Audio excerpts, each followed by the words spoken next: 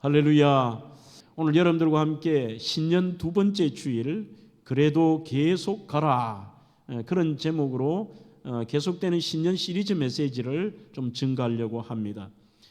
여러분, 지금까지 마라톤 42.19km의 세계 기록은 케냐의 킵초게라고 하는 선수가 세운 2시간 1분 39초입니다.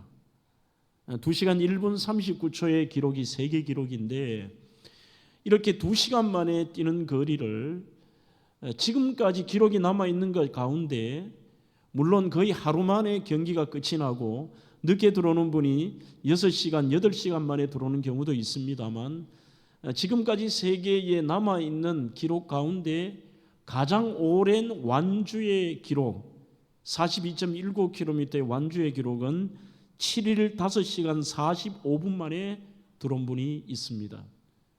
그분은 이것이 처음이 아니라 처음에는 1986년에 바로 미국의 뉴욕 마라톤에서 5일 9시간 48분 17초 만에 들어왔던 것을 5번째 완주로 바로 LA 마라톤에 23,400명이 출전한 그곳에서 57세 된 밥 윌랜드라고 하는 분이 7일 5시간 45분 만에 완주를 했습니다.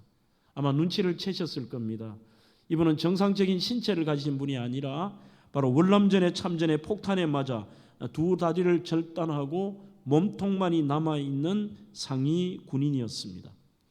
이분의 모습을 보면 몸통 아래를 가죽으로 감싸고 있고 주먹 끝에는 특수 제작된 손 보호대를 달아 이 양손을 굽혔다 펴면서 앞으로 나가 시속 1마일의 속도로 달려 마침내 7일 만에 42.19km를 완주를 했다는 것입니다.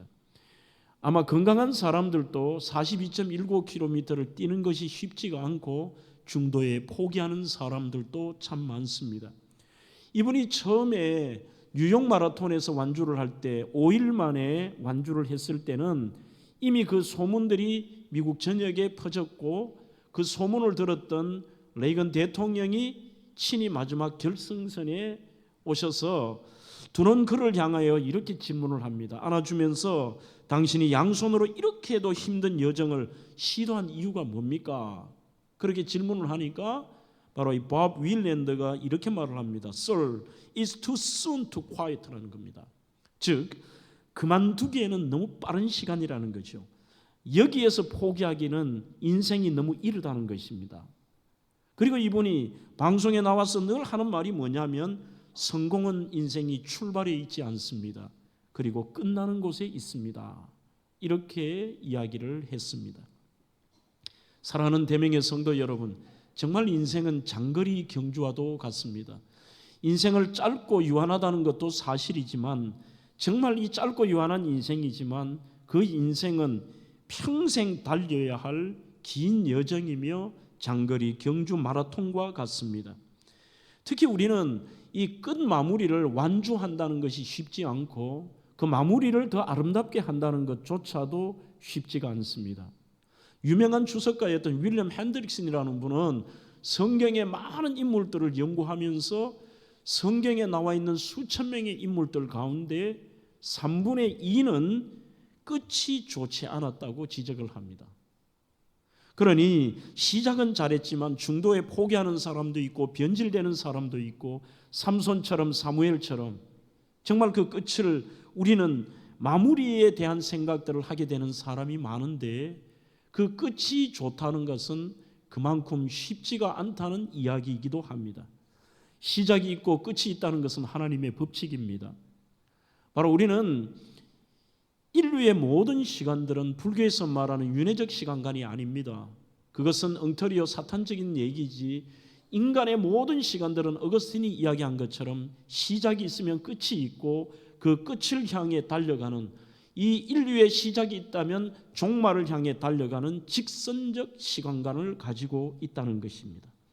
그러기에 우리는 시작도 정말 중요하지만 그 끝을 어떻게 마무리하느냐는 대단히 성도들에게도 중요한 것이고, 하나님이 우리에게 주어진 인생을 향하여서 우리가 주님 앞에 섰을 때 과연 어떤 모습과 어떤 평가를 받느냐는 마무리 정말 중요하죠. 올 한해도 이제 시작이 되었습니다만 여러분들이 2024년도 아마 굉장히 빠른 속도로 이 한 해를 보내면서 2024년 마지막 날 어떻게 한 해를 살았느냐 마무리할 시점이 오게 될 것입니다. 성경은 의외로 처음과 끝에 대한 이야기를 많이 하고 있는데, 바로 이 전도서는 7장 1절에도 좋은 이름이 좋은 기름보다 낫고, 좀 이해되지 않는 말을 합니다. 죽는 날이 출생하는 날보다 나으며, 출생하는 날은 많은 사람들이 웃습니다.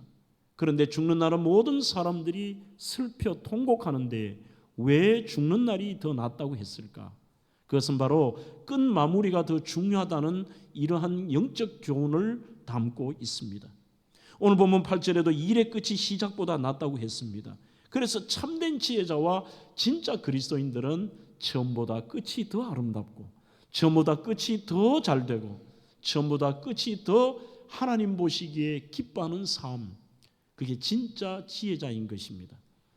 여러분, 우리는 지난주도 전도서 9장을 보았고 오늘은 전도서 7장인데 솔로몬보다도 더 탁월한 지혜와 능력과 부귀 권세를 누렸던 황제는 없습니다.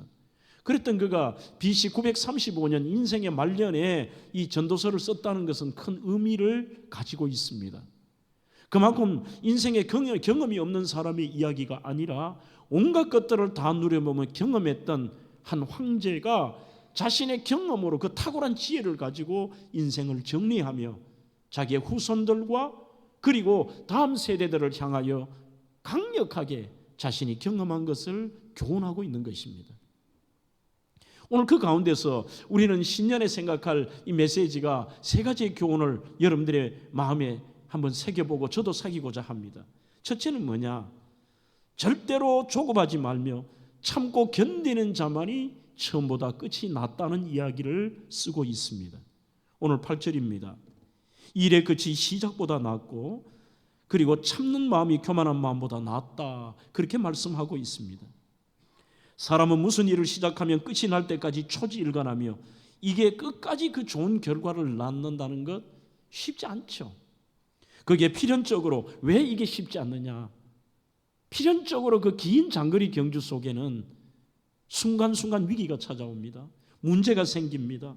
어려움을 극복하기 위한 인내력과 그리고 의지력이 필요합니다. 또 더 나아가서 우리에게는 제일 중요한 것입니다. 하나님의 능력과 그분의 은혜를 의지하는 바로 그 겸손이 있어야 합니다. 그렇다면 이 본문에서 지혜자와 어리석은 자의 이 대비가 되는 것이 잠언도 그렇고 전도서에도 그렇습니다만, 지혜자를 상징하는 말이 오늘 본문 이 8절에는 참는 마음, 어리석은 자를 대표하는 마음이 교만한 마음, 그 두 가지 마음으로 대비시키고 있습니다. 참는 마음이라는 말과 교만한 마음, 번역이 그렇게 되어 있는데 원문 히브리어는 아주 재미있는 말입니다. 참는 마음이라고 하는 히브리어는 에레크 루아흐라는 말입니다. 루아흐는 정신, 마음, 영, 그럴 때 쓰는 표현이 루아흐입니다. 그 앞에 붙었던 에레크라는 말이 무슨 말이냐면 단순한 말입니다. 길다는 뜻입니다. 길다, 긴 마음, 긴 정신. 그것을 한글 성경으로 번역할 때 참는 마음으로 번역했습니다만, 결심과 인내와 참는 것들이 대다수가 짧은데 이 인생에 있어서 일이 끝이 더 나는 사람이 가진 마음이 뭐냐? 이게 바로 긴 마음, 긴 인내, 긴 기다림. 그게 지혜로운 사람의 특징이에요. 오늘 어리석은 자의 특징은 게바흐 루아흐입니다. 이 게바흐는 방향이 위로 향해 높아지는 것을 말합니다. 즉 하나님 앞에 하나님을 향해 자기를 높이는 것, 이게 제일 어리석은 사람이라는 것입니다. 겸손은 아름다운 마무리의 지혜입니다. 일상영성의 힘이라고 하는 책에 보면은 사람이 끝이 되면, 사람이 죽을 때가 되면 꼭 후회하는 세 가지가 있다고 합니다. 첫 번째는 우리 지난 주간 바로 전도서 9장의 메시지 속에 강하게 말씀을 드렸습니다. 좀 더 기쁘고 즐겁게 살 걸. 왜 인상 쓰고 고민하고 힘들어하고 미워하고 집착하고 그렇게 살았지? 좀 더 즐겁게 살 걸. 이 딱 한 번 보는 인생 좀 더 즐겁게 살 걸. 올 한 해 여러분들이 마무리하시면서도 2024년 마지막에 그런 고백이 없어야 됩니다. 올 한 해도 왜 그리 인상 쓰고 집착하며 살았을까? 좀 즐겁게 살 걸. 두 번째는 좀 더 베풀며 살 걸. 좀 더 나누고 베풀며 사는데 인생이 이렇게 끝나는데 왜 이렇게 살았을까? 세 번째가 오늘 본문의 내용입니다. 좀 더 참고 살 걸. 좀 참고 인내하며 살 걸. 그 세 가지의 후회를 한다고 합니다. 야고보 1장 2절로 3절에도 내 형제들아 너희가 여러 가지 시험을 당하거든 온전히 기쁘게 여기라. 이는 너희 믿음의 시련이 인내를 만들어내는 줄을 알미라.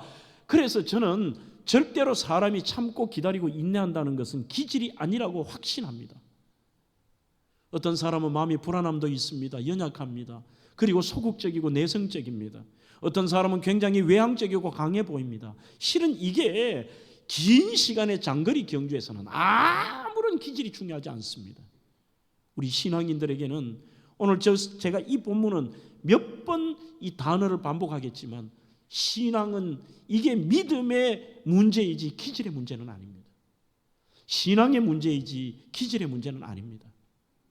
어떤 내가 그런 기질을 가졌을지라도 하나님과의 관계가 깊어지고 그분에 대한 신뢰가 깊어지며 오늘 전적으로 하나님에 대한 신뢰가 크면 클수록 참고 기다리는 이 우리에게 이 롱타임 그게 가능하다는 얘기입니다.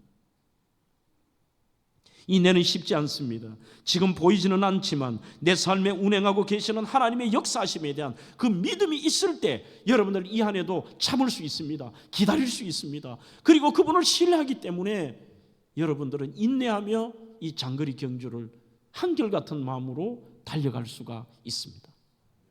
성도 여러분, 고통의 기진함이라는 루스 컬킨의 시를 보면 몸이 틀리는 고통이 찾아와 숨을 쉴 수도 없고 끝내는 마지막 소망에 싹까지 고통이 삼켜버릴지라도 그때도 믿을 수 있는 보지 않고도 당신의 보이지 않는 손길을 붙잡고 절대로 움직이지 않는 믿음으로써 당신의 아침을 기다리고 또 기다리도록 저에게 은총을 허락해 주십시오. 결국 하나님에 대한 이 믿음 그리고 내가 하나님에 대한 은혜를 기다릴 수 있는 믿음을 달라고 그렇게 기도하고 있는 것입니다. 성경도 갈라디아 6장 9절에 우리가 선을 행하되 낙심하지 말라고 합니다. 그게 왜 그러냐? 포기하지 않으면 하나님이 반드시 그 때가 되면 이룬다고 하실 때 그 때가 있습니다. 바로 플레루라고 하는 하나님의 때입니다. 하나님의 정하신 때. 우리 때가 아닙니다. 우리는 그분의 때를 모르기 때문에 그분을 신뢰하는 사람만이 기다릴 수가 있습니다. 자신을 신뢰하고 자기가 높은 사람은 좋을 때는 그렇지만 삶의 문제와 고통 속에 찾아올 때 이 장거리 경주에서 오히려 그 교만한 사람이 한 번에 무너질 때가 많습니다. 야고보서는 인내를 온전히 이루러 갈 때 그 온전이라는 단어가 원문에는 끝까지라는 뜻입니다. 인내는 아무것도 하지 않고 그냥 이를 악물고 버티는 게 아닙니다, 여러분. 머물며 단순히 참는 것이 아닙니다. 불평하고 투덜대며 기다리는 것도 아닙니다. 성경은 내가 있는 그곳에서 소망을 가지고 간절히 바라며 기다리는 것입니다. 그래서 우리의 소망 기다림이라는 데이비드 에크먼의 책도 있죠. 우리는 기다림이 고통이라고 생각하는데 그분이 인생을 살아보며 결론이 뭐냐? 결국 우리에게 소망이라는 것입니다. 마음 괴롭고 아파서 낙심될 때 내게 소망을 주셨으며 마음 괴롭고 아프고 힘든 순간인데 오히려 그때 하나님은 내게 소망을 주신다는 거죠.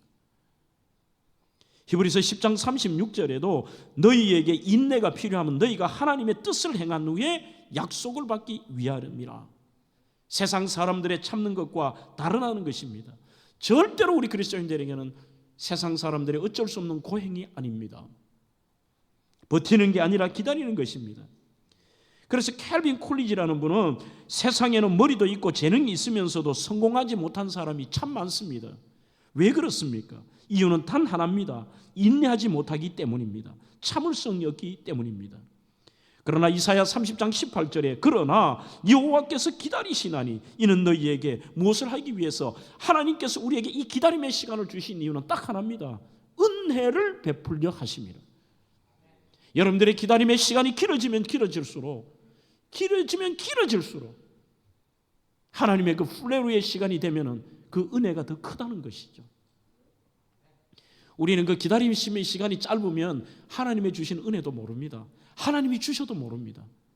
그러나 그 기다림의 시간이 길어서 그 오랫동안 기다렸던 내용들의 응답 속에 하나님의 역사하심과 은혜를 간증하게 되는 것입니다.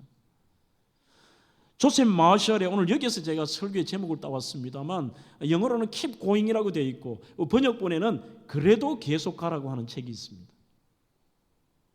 여기 보시면 정말 인생이 어떻게 우리가 가야 되는지 한 교훈을 하는 이야기가 있습니다. 인디언 추장에게 정말 아리따운 딸이 있었습니다. 온 동네 인디언들이 청년들이 다 좋아했습니다. 그 중에서 이제 3명의 청년이 프로포즈를 합니다. 딸이 아버지에게 얘기합니다. 그러자 이 아버지가 인디언 추장이 3명의 청년들을 불러놓고 과제를 줍니다. 정말 많이 춥던 날입니다. 그리고 비도 왔습니다. 비도 오는 밤에 마을 뒤편의 높은 산을 7번 오르내리라는 것입니다. 비를 맞으며 찔퍽거린 진흙에 길을 쓰고 올라갑니다. 한 번 올라가도 너무 힘들었습니다. 2번째는 참고 올라갔습니다. 3번째도 참고 갔습니다. 5번째는 도저히 더 이상 갈 수 없었지만 바로 그 예쁜 아가씨를 차지하기 위해서 무릎으로 기어서 올라갔습니다. 죽을 만큼 힘들었는데 6번 올라갔습니다. 마지막 7번째 갔다 왔으니 너무 지쳐서 탈진하고 바닥에 쓰러졌습니다. 이제 어떻게 추장이 결정을 하냐 기다리는데 추장의 입에서 이런 말이 나옵니다. 한 번만 더 산꼭대기에 갔다 오거라. 이미 이들은 갈 수 있는 힘과 여력이 없습니다. 한 번만 더 갔다 오거라. 그러자 그 중에 2명이 심한 불평을 합니다. 소리를 지릅니다. 더 이상의 손가락 하나도 움직일 수 없을 만큼 힘든데 당신 해도 너무한 거 아니냐. 그리고 불평을 하고 좌절합니다. 그 중에 한 청년이 죽을 힘을 다해서 억지로 비틀거리며 몸을 일으키더니만 많이 간 것도 아니에요. 딱 한 발짝만 내딛고 그 자리에서 쓰러지고 맙니다. 그러자 추장이 우리 딸의 배우자는 너야. 쓰러졌다면 3사람 모두 실격이지만 그러나 추장은 모두가 그만두고 싶어 할 때 딱 한 걸음을 더 내디딜 수 있는 용기. 어찌 보면 오늘 이 설교가 여러분들의 삶에 평안하고 여러분들이 지금 하루하루를 그저 그렇게 보내시는 분들에게는 마음에 와닿지 않겠지만 오늘 일부 예배 마치고도 우리 성도 가운데 식도와 임파선 3기예요. 한 예를 들었습니다만 수천 명의 성도 여러분들 가운데서도 단 한 분이라도 오늘 이 메시지를 듣고 이분이 딱 한 발짝이라도 더 내딛는다면 저는 오늘 이 설교에 만족합니다.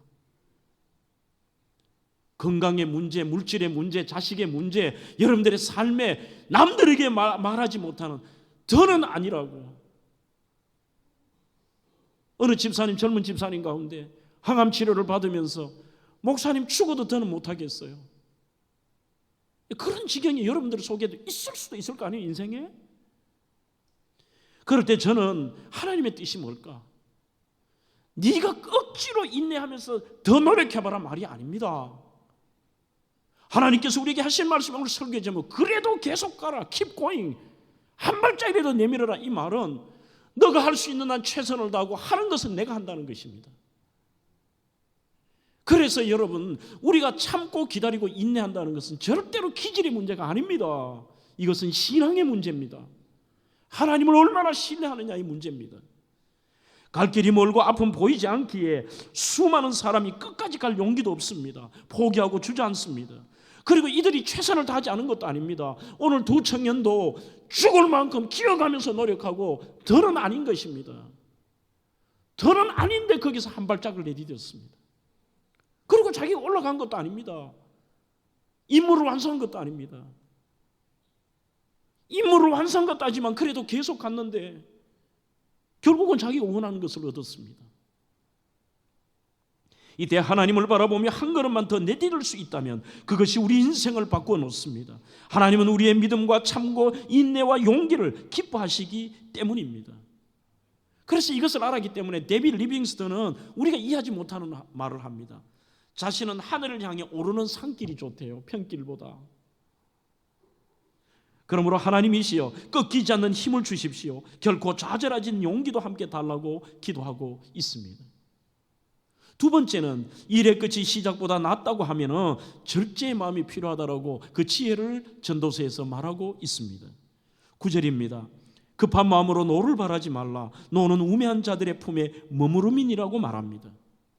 여러분, 절제는 하나님의 성품이면서 하나님이 우리에게 숨겨놓은 성품이기도 합니다. 그래서 그것을 우리는 잘 찾아내야 됩니다. 우리는 그것을 끄집어내야 됩니다. 벤자민 프랭클린의 덕의 기술이라는 책에 보면 프랭클린은 덕을 쌓는 것을 인생의 최상의 목표로 삼는 사람이었습니다. 한데 이 덕을 습관하는, 우리가 이 땅에서 덕스럽게 살고 그 덕을 습관하는 13가지 덕목 중에 1번이 절제래요. 절제. 왜 그러느냐? 절제는 모든 일에 조심하는 것도 있지만 도움을 줄 뿐만 아니라 옛 습관과 유혹에도 빠지지 않게 하는 것이 절제라는 것입니다. 책을 하나 더 소개해 볼까요? 깊어지는 인생의 서정호 씨의 책에 보면은 절제는 결국은 자기가 자기 자신을 다스리는 것입니다. 오늘 안에 한번 그거 해보자고요. 잠언 16장 32절에 자기의 마음을 다스리는 자는 성을 빼앗는 자보다 낫다고 했습니다. 어마어마한 위대한 이 성을 뺏는 것보다 내 마음 하나 다스리는 것, 자기를 다스리면 마음을 다스리는 것입니다. 예레미야 17장 9절에도 만물보다 거짓되고 심히 부패한 것은 마음이라 누가 능히 이것을 어찌하리요. 마음을 다스린다는 것은 생각을 다스리는 겁니다. 우리의 욕망을 다스리는 것입니다. 우리의 언어를 다스리는 것입니다. 그래서 그 사람의 절제의 수준과 신앙의 수준, 그 사람의 은혜와 복의 수준을 보면요, 말을 보면 거의 압니다. 말에 절제가 없는 사람이 있습니다. 생각이 있는 것이 말로 나옵니다. 그게 행동으로 나옵니다.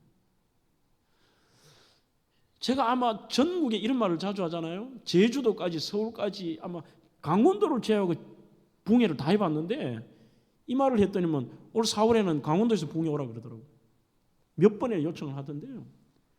그 전국의 이 교회들마다 가보면 실은 말을 안 해도 이 교회가 부흥하는 교회다, 이 교회가 은혜로운 교회다, 첫 만남에서 알 수가 있습니다. 왜 그러냐 하면 거의 부흥하지 않는 교회들의 특징은 처음부터 끝까지 절제가 없습니다. 말에 절제가 없이 그 말 속에서 하나님이 듣고 계신다라는 이것이 없고 말이 씨앗이 된다는 것이 없는 거예요. 그냥 자기 하고 싶은 말 다 해요. 강사 앞에서 자기 아는 이야기 다 하는데 주로 불평을 많이 합니다. 목사님, 우리 교회 옛날에 청년들이 이렇게 많았는데 요즘은 한 명도 없습니다. 우리 교회 부목사님 구하려고 광고를 내놨다면 3년 동안 안 들어옵니다.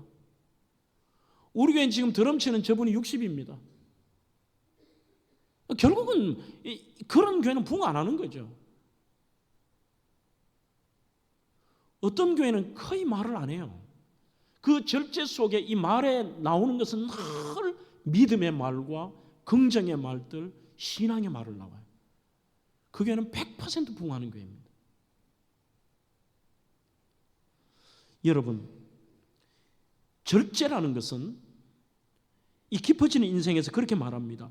중요한 일에 힘을 집중하는 것이다. 우리는 절제라고 하면은 할 거 안 하고 조심하고 참고 이런 것을 절제라고 하는데, 중요한 일에 집중하라 하는 거.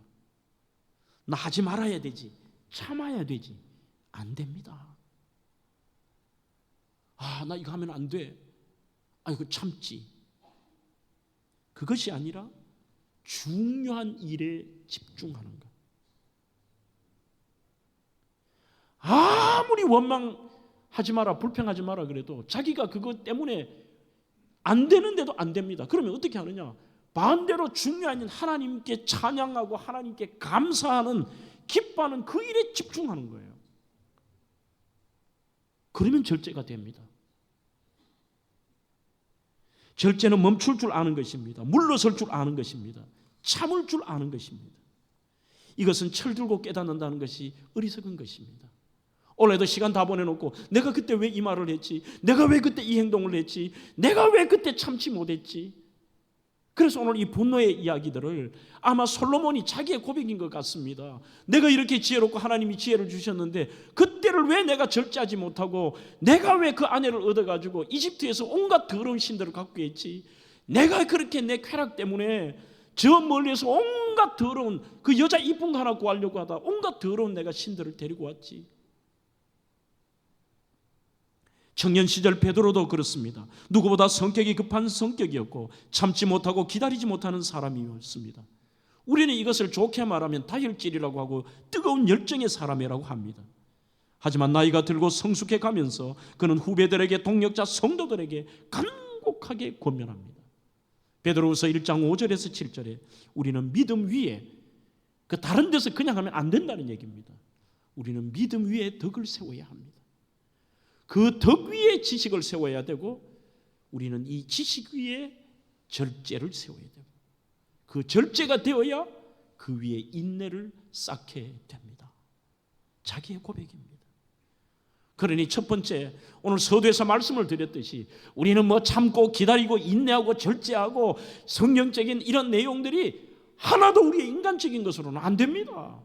어느 순간 결심했다고도 한 주 만에 그냥 팩하고 돌아설 수도 있습니다. 금방하다 무너질 수도 있습니다. 그래서 철저히 하나님에 대한 이 믿음이 중요합니다. 하나님이 보고 계신다. 하나님이 반드시 살아계심과 그분이 상 주시는 이심을 믿어야 할지니라. 이 믿음 위에 우리가 그 위에 덕스러움을 세우고, 그 덕이 있어야, 그게 지식이 세워야 온전한 지식이죠. 그렇게 지식이 있을지라도 그 위에 절제가 있어야 돼요. 어찌 보면 우리는 열정보다 중요한 것, 우리가 아는 것보다 중요한 것은 바로 참고 기다리는 것과 이 절제하는 것입니다. 일부 때도 제가 이 퀴즈를 내보니까 답이 갈리던데요. 이런 질문을 한번 던져볼게요. 찬양대를 중심으로. 여러분들이 어떤 대단한 남자에게 사랑 고백을 받아요. 그런데 별로 마음이 확 가지는 않아요. 한데 한 남자는 하루 동안에 12시간을 사랑 고백해요. 대단한 열정 아닙니까? 끝까지 막 12시간 사랑 고백을 합니다. 그 다음에 두 번째 남자는 하루에 1시간씩 12일 동안 사랑 고백을 했어요. 자, 여자 찬양대원들, 두 남자 중에 누구를 선택할까요? 두 남자 중에. 웃음은 답이 아닙니다. 집사님 누구 선택할까요? 2번. 네. 오케이. 황민숙 집사님 누구 선택할래요? 선택을 아예 안 합니까? 저는 2번을 선택합니다. 곰곰이 그 질문을 제가 책에서 읽으면서 제가 한번 생각해 봤습니다. 1번은 대단한 열정입니다. 12시간 고백 못합니다. 그런데 질릴 것 같습니다. 지배할 것 같습니다. 남에 대한 배려가 없는 것 같습니다. 2번은 아이고 계속하면 저 사람에게 내가 부담을 주지 않느냐? 그럼에도 포기하지 않습니다. 기다려줍니다. 인내합니다. 절제합니다. 그렇지만 끝까지 한두 번 해보고 포기하지 않고 또 해보고 또 해보고. 저는 이것을 글을 통해서 이게 신앙의 모습이 아니냐. 지나치지도 않으면서 가장 먼저 알아야 할 것은 우리의 한계입니다. 지켜야 될 선도 압니다. 자신의 한계를 모르기에 지나칩니다. 실수합니다. 그냥 내 감정만 중요합니다. 내 열정만 중요합니다. 상대방이 중요하지 않습니다. 하나님이 중요하지 않습니다. 절제는 상대방을 배려하는 것입니다. 절제는 하나님을 의식하는 신앙입니다. 시편 39편 4절로 5절에 보면 이것을 제가 쉬운 성경 버전으로 한번 읽어보겠습니다. 주님, 내가 가끔 내 인생의 끝을 잊을 때가 있습니다. 내가 가끔 얼마나 연약한 존재인지 잊을 때가 있습니다. 하나님 앞에서 겨우 손바닥만한 존재인 것을 나는 잊을 때가 있습니다. 인생이 든든히 서 있는 것 같은 때도 실은 모든 것이 별 볼 일 없는 것임을 자주 잊어버립니다. 그러니 여호와여, 나의 종말과 연약함을 알게 해 주십시오. 기도입니다. 자꾸 잊어버린다는 겁니다. 우리가 얼마나 어리석은가도, 내가 얼마나 연약한가도, 그리고 인생의 수완이 얼마인지도 모르면서도 너무 교만하고 어리석고 절제하지 못하고 살아가는데 나에게 종말과 연한을 알 수 있는, 그것을 생각하며 살아갈 수 있도록 지혜를 주십시오. 여러분, 저자 솔로몬과 부친 다윗의 차이가 여기에 있습니다. 자신의 위치, 지켜야 할 선, 한계를 다윗은 잊지 않으려고 합니다. 정말 어리석은 목동 같고 형제 중에서도 제일 비참한 나를 세워주신 하나님, 나는 아무것도 아니다. 그는 낮은 마음과 겸손과 절제의 대명사였고 내려놓음이 가능했던 사람입니다. 집착하지 않았습니다. 솔로몬은 인생에 자기가 하고 싶은 대로 하고 싶은 것만 했습니다. 그리고 절제와 성숙함이 없습니다. 그러기에 누구나 실수는 할 수 있습니다. 다윗도 우리아의 아내를 범하면서 하나님 앞에 엄청난 죄를 지었지만 철저하게 그분 앞에 회개하고 하나님 앞에 회개한 다음에 두 번 다시 그 진죄를 반복하지 않았습니다. 저는 그 확신이 어디에 드느냐, 바로 마지막 기록이 성경에 남아 있습니다. 그가 죽기 전에 합법적으로 남자를 알지 못하는 수처녀를 옆에서 수종들게 할 수 있었지만 그 동료 아비삭을 거부합니다. 자신의 위치를 알고 절제의 은사가 있습니다. 성숙함이 있습니다. 움켜쥐려고 하지 않습니다. 우리는 늘 보면 접음이 없습니다. 늘 펼칩니다. 우리는 이 접음을 절제라고 합니다. 오늘 여러분들에게 절제에 대해서 한 번 더 신앙이라는 것을 용어에서도 알 수가 있습니다. 절제의 능력은 하나님 안에 거할 때만 가능합니다. 그 절제라는 헬라어가 엔크라테이아라는 말입니다. 엔은 영어로 인입니다. 안으로 안이라는 뜻입니다. 크라테이아라는 말은 절대자, 전능자, 힘이라는 뜻입니다. 그러니 어떤 때에 절제가 나올 수 있느냐? 바로 우리가 하나님 안에 있을 때, 우리가 늘 통치자의 영역 안으로 들어가려고 할 때, 그분의 지배를 받고 그분 안에 있을 때만이, in Jesus Christ, 예수 그리스도 안에 있을 때만이 기다릴 수 있고 절제할 수 있다는 것이죠. 그럴 때에 자존심 상해도, 기분 나빠도, 속상해도, 힘들어도 접을 수가 있습니다. 박영희 시인의 접기로 한다는 것을 가지고 시청각을 한번 해볼까요? 기억에 남게 올 한 해 이렇게 한번 손을 내밀어 보시죠. 이거는 펴는 것입니다. 자, 3층 영상에도 같이 따라 하십시오. 접는 것입니다. 이분의 시 제목이 접기로 한답니다. 제가 무슨 앞에 말을 붙이거든 이분이 했던 것을 읽으면 여러분들은 저와 함께 접기로 한다 이렇게 하시면 됩니다. 오늘 유치하지만 한번 해보겠습니다. 요즘 남편이 하는 걸 보면 섭섭하기도 하고 괘씸하기도 하지만 접기로 한다. 요즘 아내가 하는 모든 것이 못마땅하고 기분이 나쁘지만 접기로 한다. 네. 그 다음에요. 계속 들고 계십시오. 지폐도 반으로 접어야 호주머니에 넣기 편하고 다 쓴 편지도 접어야 봉투 속에 들어가 전해지듯이 두 눈 딱 감고 접기로 한다. 하찮은 종이 한 장일지라도 접어야 냇물에 띄울 수 있고 두 번을 접고 또 두 번을 더 접어야 종이 비행기는 날지 않던가. 살다 보면 이슬비, 장마비도 한순간 햇살에 배겨나지 못한 우산 접든 나는 밤만 접기로 한다. 나는 새도 날개를 접어야 둥지를 그리고 틀지 않던가. 어떤 경우에도 나는 접기로 한다. 손을 내리시죠. 쉽지 않습니다.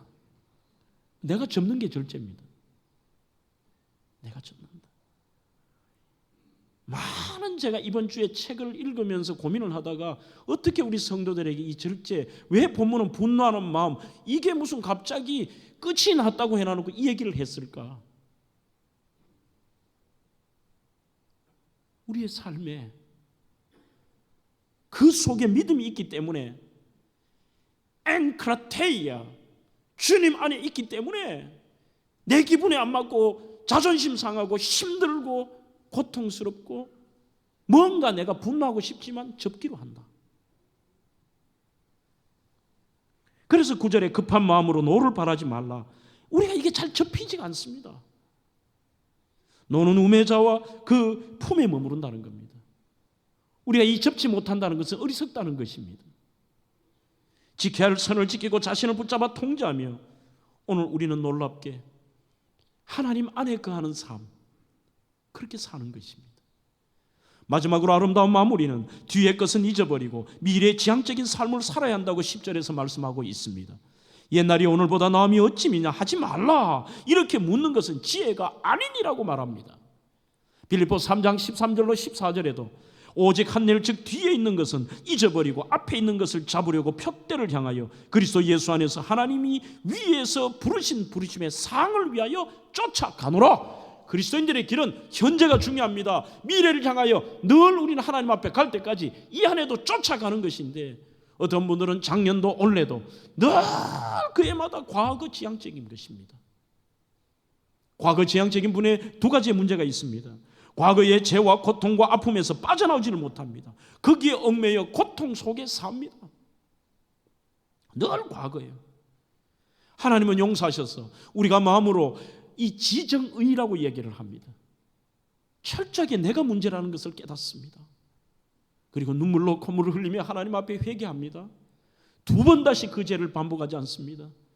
이것을 우리는 진정한 회개이고, 그렇게 회개한 것은 성도들이 바울처럼 그리고 때로는 이 다윗처럼 죄를 지을지라도 하나님은 그 죄를 용서하시고 우리의 죄를 십자가 아래서 맑게 씻어주심으로 하나님조차도 기억하지 않는데 그 철저한 회개를 했음에도 늘 평생을 그 죄책감에 살아요. 그건 아닙니다. 아픔, 상처도 평생을 갖고 가는 분이 있습니다. 그래서 그것이 자기에게 쓴뿌리입니다. 그것 때문에 주눅이 듭니다. 그것 때문에 늘 상처같이 삽니다. 오늘 본문에는 현재의 상황은 좋지 않은 것만 기억합니다. 반면 과거의 기억은 좋은 것만 지나치게 미화시킵니다. 그때 과거에 집착하는 것, 이것은 이렇게 얘기합니다. 하지 말라. 이렇게 묻는 것은 지혜가 아니니라고 말합니다. 지혜 아니야. 아마 여러분들의 주변에도 그런 분이 있을지도 몰라요. 그때가 좋았고 그 시절이 좋았고 옛날이 좋았고. 저는 꼭 그 말씀 드리고 싶어요. 그렇게 좋으면 옛날로 보내드리고 싶어요. 요즘 우리가 얼마나 하나님 은혜 가운데 잘 삽니까? 얼마나 하나님 은혜 가운데 가면서도 교회 안에서도 가정 안에서도 개인 안에도 늘 옛날이에요. 목사님 옛날에는요 얼마나 대단했는지 앞에 여기 낚시 의자 중간에 깔고 여기 의자 놓고 교인들이 터져나가고 그렇게 했습니다. 옛날에는 주일학교가요 뭐 천몇백 명이 됐고요. 그럼 어떻게 할 거예요 그러면? 옛날에 우리가 그랬고 우리 집 아버지가 옛날에 이렇게 잘 살았고 그리고 옛날에 내가 이랬고 어떻게 할 거예요? 사람들은 이런 것이 있습니다. 희한하게도 지금 것은 좋지 않은 것만 보입니다. 본문의 솔로몬이 그것을 알고 있습니다. 옛날이 오늘보다 남이 어찌미냐? 뭐가 옛날이 낫느냐? 지금까지 우리가 온 것은 하나님의 은혜입니다. 그러면 희한하게도 반면에 과거의 기억은 안 좋은 상처만 가득 쓴 뿌리로 남아있고 나머지 하나 10개 중에 하나 좋은 거는 이걸 미화시키고 과거에 집착하도록 사탄이 만듭니다. 어리석은 태도를 보여주는 전형적인 사건이 출애굽기와 민수기에 소개된 이스라엘 백성입니다. 그들이 얼마나 노예 생활이 힘들었던지 출애굽기 2장 23절에 보면 이스라엘 자손은 고된 노동으로 말미암아 탄식하며 부르짖으니 그 고된 노동으로 말미암아 부르짖는 소리가 하나님께 상달된지라. 그래서 기도도 안 하고 하나님께도 매달리지 않았던 이스라엘 백성이 너무너무 노예 생활이 힘드니까 하나님 살려주세요, 이 고통에서 건져주세요, 하나님 죽을 것 같습니다. 그래서 24절에 하나님이 그들의 고통을 들으시고 그들을 탈출시키지 않습니까? 이랬던 인간들이 광야에서 하나님은 다음 주에 제가 만나 설교를 준비하고 있습니다. 만나와 메추라기로 매일 굶지 않게 해주시고 생수를 쳐서 반석에서 시원한 생수를 주시고 절망의 자리인 홍해 바다를 갈라주셔 초자연적인 것을 보여주시며 그들을 이끌어 주셨는데도 그들이 민수기 11장 45절에 보면요, 와, 왜 하나님이 원망하는 사람을 그렇게도 심판하시는가 알겠어요. 이들의 심판의 내용이 이래 나옵니다. 요즘 말로 제가 한번 해보겠습니다. 맨날 첫날 똑같은 거 준다. 매일 만나고. 그러면서 구체적으로 얘기합니다. 우리가 이집트에 있었을 때는 생선, 회, 수박, 부추, 파, 마늘 이것도 먹었는데 정력 다 떨어지네. 그런 표현이 있어요, 원문에. 하나님께 불평합니다. 옛날이 더 좋아졌다는 거예요. 옛날이 좋다는 겁니다. 정말 저 같으면 다시 이집트로 보내고 싶겠어요. 뒤를 돌아보며 부정적으로 늘 불평하며 지금은 늘 힘들고 과거가 좋았다가 아닙니다. 앞을 바라보며 우리는 긍정의 마음으로 가는 것입니다. 절대 그리스도인들은 과거의 부정적인 경험이나 상처 등에 매여 있어서는 안 됩니다. 과거의 부정적인 일로 인해 만들어진 감정 가운데 그 마음은 끝없이 괴롭고 힘들게 만드는 왜 쓴뿌리 있잖아요. 어떤 사람은 초등학교 때 자기 집안에 대한 거, 자기 건강에 자기 모습, 외모, 어떤 거 누구한테 상처받았던 거, 이거를 여러분들 쓴뿌리를 평생 가지고 갑니다. 오히려 그거는 지금 잊어버려야 돼요. 여러분들이 2023년 말까지 2024년 지금의 시간에 앞부분은 잘한 것도 잊어버려야 되고 상처도 잊어버려야 되고 그 쓴뿌리들도 내려놓는 것, 이게 지혜자입니다. 히브리서 12장 15절에 너희는 하나님의 은혜에 이르지 못하는 자가 없도록 하고 또 쓴뿌리가 나서 성경에 나옵니다. 그게 어떻게 하느냐? 괴롭게 하여 많은 사람이 그것으로 말미암아 더럽게 되지 않게 하며 자기에게 가진 쓴뿌리 때문에 남까지 힘들게 만들고 남까지 괴롭게 만드는 것입니다. 그래서 이사야 43장 18절에도 너희는 이전 일을 기억하지 말며 옛날 일을 생각지 말라. 오늘 옛날의 아픔을 기억하지 않고 새로운 미래에 대해서 현재에 충실한 한 여인을 소개하고 말씀을 맺겠습니다. 우리가 서로에게 선물이 된다면 하는 책이 있습니다. 이분은 바로 미국의 메릴랜드 주지사 2015년에 취임해서 2023년 작년에 은퇴를 하셨어요. 레리 호건의 부인인 유미 호건이 쓴 자전적 에세이입니다. 아마 이분이 거의 미국에서 오신 분들은 아시겠습니다만 유력한 공화당 후보 중에 한 사람인데 자기가 불출마를 선언했어요. 그렇게 했는데 전통적 민주당 강세 지역인 이 메릴랜드에서 예상을 깨고 2015년에 당선이 되었는데 그때 모든 신문들에서 그 비결이 뭐냐? 아내 유미 호건 때문이라는 겁니다. 한국 명의 유미죠. 선거 기간 동안에 주 전역을 돌아다니면서 아시아계, 중남미계, 소수민족의 표를 쓸어왔습니다. 그때에 부임했을 때 자기가 당선되고 부임했을 때에 메릴랜드 주 경제가 50개 주 중에 49등이었습니다만 3년 만에 11위로 급성장을 합니다. 그러니까 가장 인기 있는 주지사이죠. 그런데 이분이 주지사 부임한 지 6개월 만에 심각한 임파선암이 옵니다. 이 유미는 신랑을 헌신적으로 돌보는데 믿음의 사람이었습니다. 남편에게 헌신적으로 돌보면서도 하나님께서 살려주실 것이다. 하나님께서 살려주실 것이다. 당신은 죽지 않아. 그리고 매일 그 바쁜 가운데서도 몇 시간씩 기도하면서 6개월 만에 이 레리 호건이 100% 완치 판정을 받고 복귀를 합니다. 오늘 저는 이 얘기보다 중요한 것은 이번에 과거 이야기를 좀 하고 싶습니다. 20세 이민을 했습니다. 첫 번째 결혼에 실패합니다. 3명의 딸을 둔 싱글맘이었습니다. 때로는 $2가 없어서 아파트 위층의 사람에게 빌려야 될 때도 있었습니다. 그런데 주변의 증언은 뭐냐?